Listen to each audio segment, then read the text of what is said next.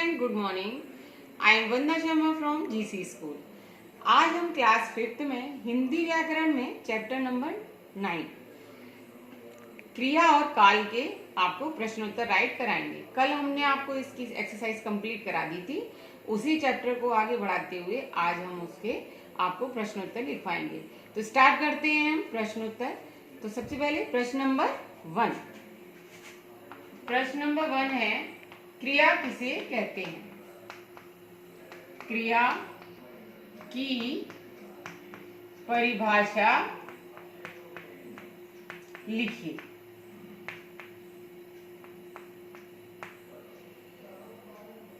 क्रिया की परिभाषा उदाहरण सहित लिखिए। उदाहरण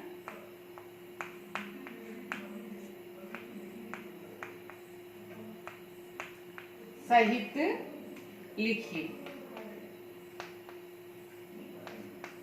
क्रिया किसे कहते हैं, वो भी वही बात है और क्रिया की परिभाषा भी वही आंसर है। तो उत्तर हम लिखेंगे।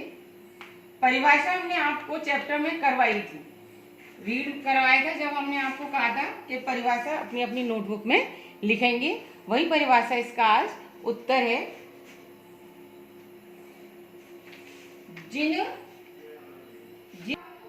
जिन शब्दों से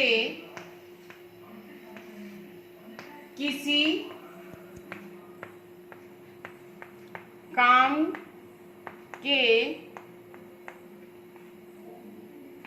करने या होने का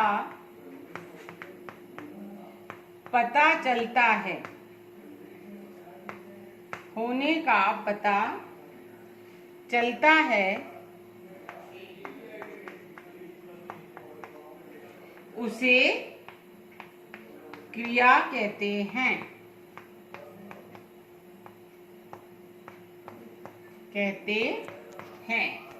जैसे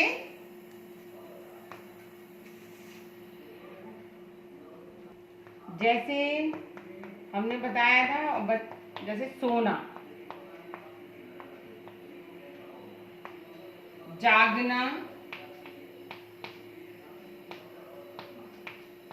लिखना,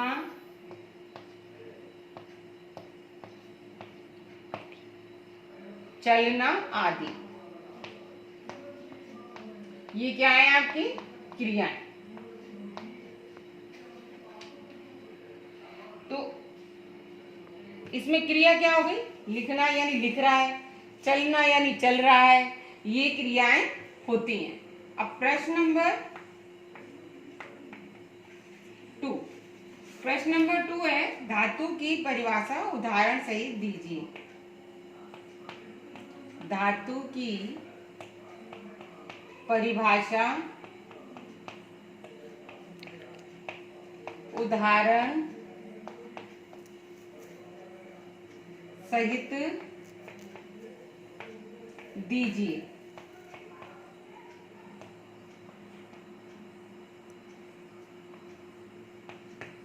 उदाहरण सहित दीजिए। तो उत्तर है हमारा, हमने पढ़ाया था बच्चों पाठ में कि धातु किसे कहते हैं, किसको कहते हैं। तो उत्तर में लिखेंगे हम, क्रिया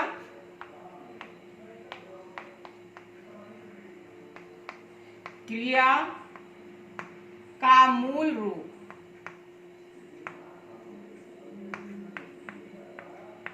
धातु कहलाता है। धातु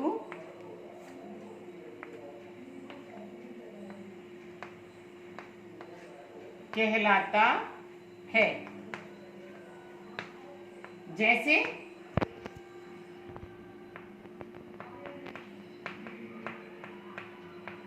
उड़,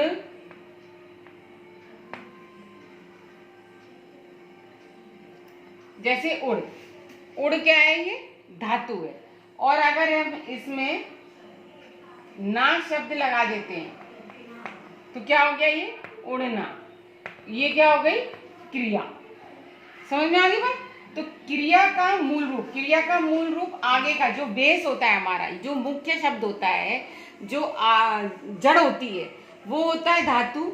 और जब उसको उसमें हम ना शब्द का प्रयोग करते हैं या ना शब्द जोड़ देते हैं तो वो हो जाता है उसका क्रिया। यानी लिखना, पढ़ना, चलना, घूमना, ये क्रिया हो गई।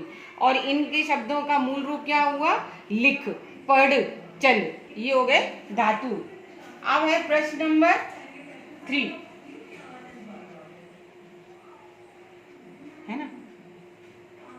अब प्रश्न नंबर 3 है, सकर्मक और अकर्मक क्रिया में अंतर बताइए। सकर्मक और अकर्मक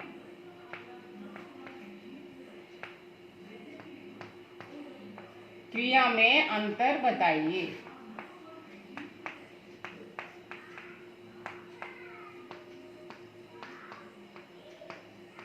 अंतर बताइए।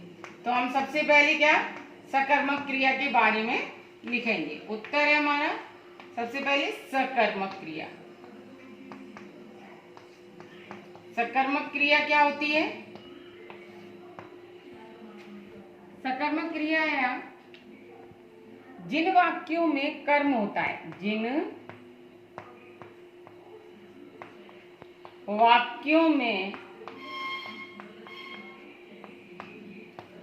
कर्म होता है,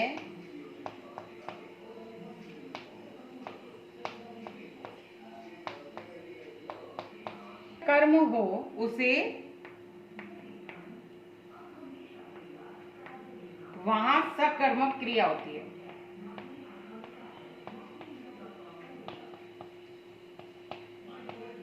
क्रिया होती है। जैसे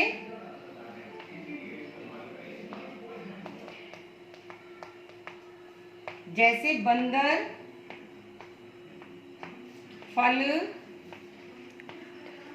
तोड़ रहा है, ये हो गया आपका। तो इसमें बंदर क्या है? कर्ता। फल क्या हो गया? कर्म।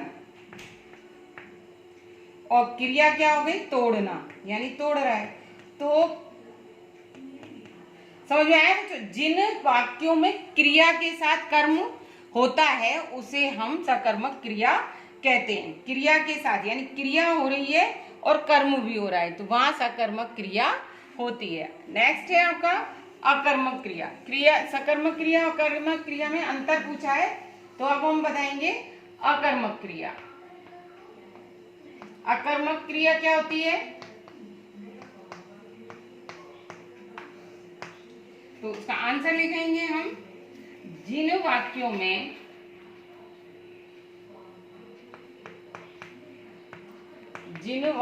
में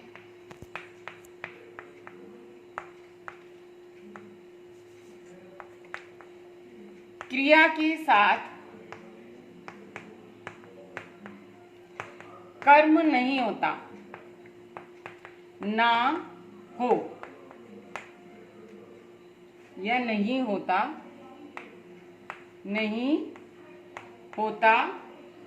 वहां अकर्मक क्रिया होती है। वहां अकर्मक क्रिया होती है।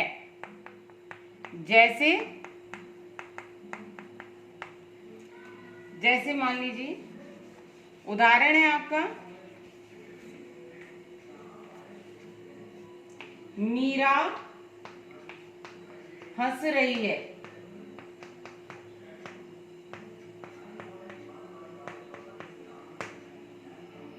यहाँ पर कर्ता, मीरा क्या है? कर्ता। कार्य करने वाला कर्ता होता है, और हंस रही है क्या है? ये क्रिया। यहाँ कोई कर्म नहीं है आपका, तो ये क्या हो गई? अकर्मक क्रिया। यानी जहां पर कर्म ना हो वो अकर्मक क्रिया होती है। अब है प्रश्न नंबर 4, काल किसे कहते हैं? काल किसे कहते हैं, उसके भेदों के नाम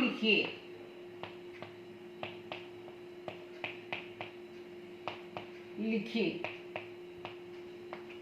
तो उत्तर है काल किसे कहते हैं? उत्तर है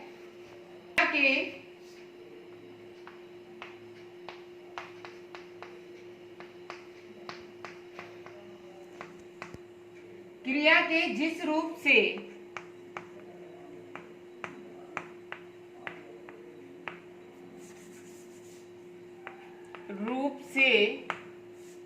उसके होने के समय का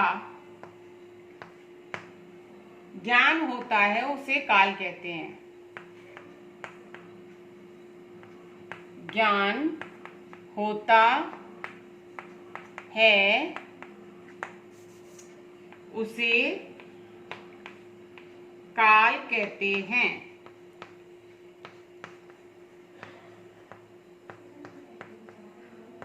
काल कहते हैं।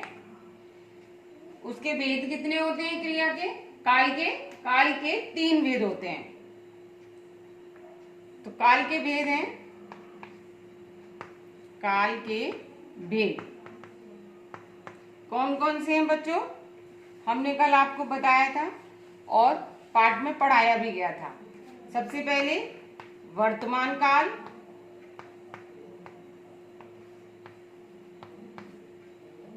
नंबर 2 भूतकाल और नंबर 3 भविष्यत काल।